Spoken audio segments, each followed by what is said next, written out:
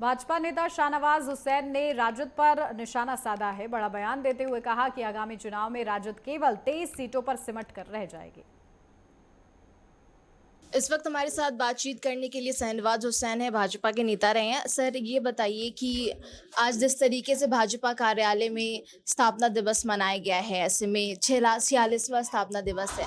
हिंदी पट्टी राज्य में बिहार एक ऐसा राज्य है जहां पर भाजपा का सीएम आज तक नहीं बन पाया है, तो क्या इस बार 2025 के चुनाव में देखने को मिलेगा? भाजपा समर्थित सीएम ही है। नीतीश कुमार जी के नेतृत्व में चुनाव लड़ेंगे और नीतीश कुमार जी के नेतृत्व में सरकार बनाएंगे।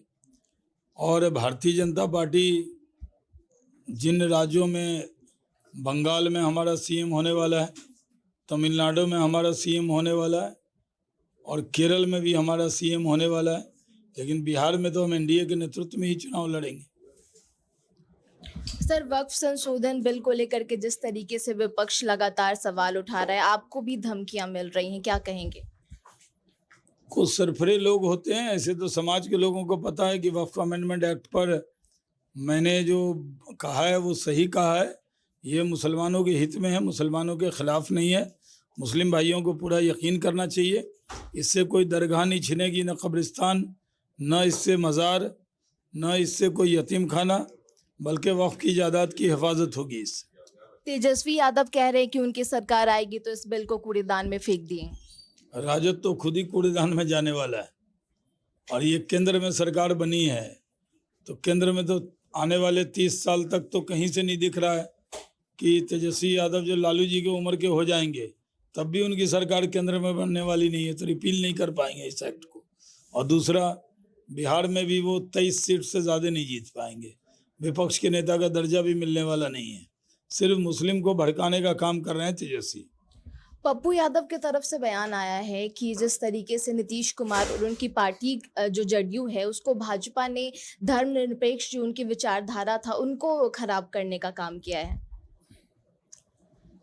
पप्पू जी जब बोलते हैं तो फ्लो में बोलते हैं, अब फ्लो में बोलते हुए कुछ भी बोल जाते हैं।